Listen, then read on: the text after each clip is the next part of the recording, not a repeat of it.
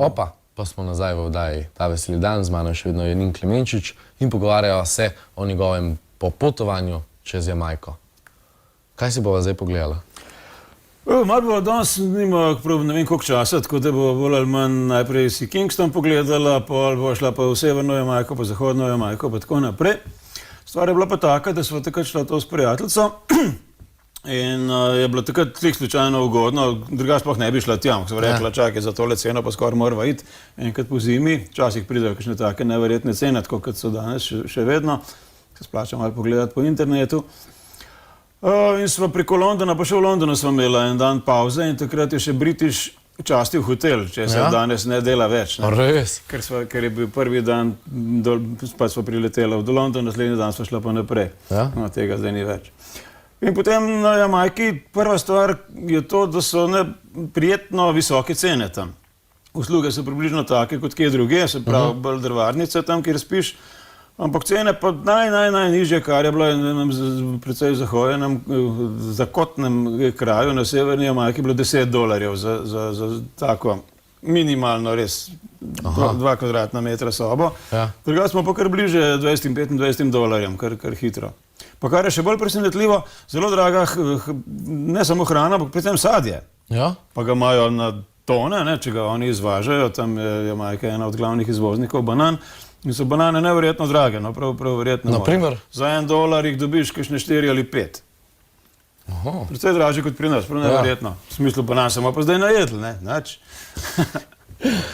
No, dajmo pogledati si video. No, dajmo še malo video, pa še rasizem lahko omenjava mimo grede, ker človek pač, da smo že malo skrajšali. No, zdaj bova šla pa gledati eno od malo lepših stavb, ker večinoma je res Kingston tak, kot si prej gledal, ne? Trenchtown in tako dalje, predvsej ne najbolj čiste in lepe stavbe. Tole je pa vladna palača, kjer se pa lahko sprehajaš mirno.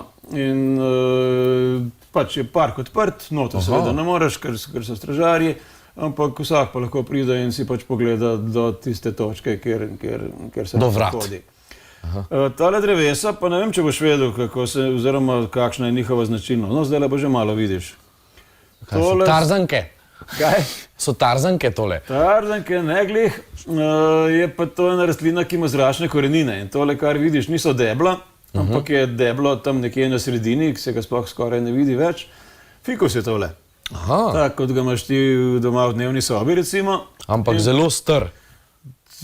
Ne samo zelo str, ampak tudi bistveno hitreje pa višje raste kot tukaj, tako da je tako velik kot normalno drevo. Od vseh vej dol se spustijo pa zračne korenine, ki grejo potem do tal in postanejo nova debla in tako dalje in tega ni konca. Tole je pa še ena od takih imenitnih stavb, pač 200 takih stavbe, no, kaj več jih pa že ni, tukaj gremo pa lahko tudi noter. Tole je pa Jamaica House, torej jamajška hiša, ki je pravzaprav hotel, pa nič tak protokolarni objekt. No, zdaj boš pa videl imenitne gospe in gospode, ki so se prišli poročiti. Jamaica House. Zdaj pa tako, ne? Na Jamajki ni kakšne posebne zvestobe, recimo, da bi se pri 16 dva zaročila, potem pa nikoli pogledala več nikogar drugega. To pa zaradi tega, ker so že sužnjelastniški gospodje zelo radi videli, da je bilo mladičev čim več. Da so imeli veliko delovne sile in zaradi tega so zelo spodbujali to, da se od bliže pogledajo čim prej, pa čim večkrat. In to še vedno delajo. Je še ostalo od takrat.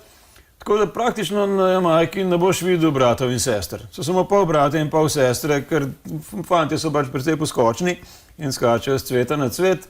Punce tudi nimajo nič proti, tako da redko kdaj dva ostaneta, kaj dosti dlje kot pa toliko. Dajmo te kulture malo v Slovenijo prepeljati, ne? Pogledi tele nove čevlje.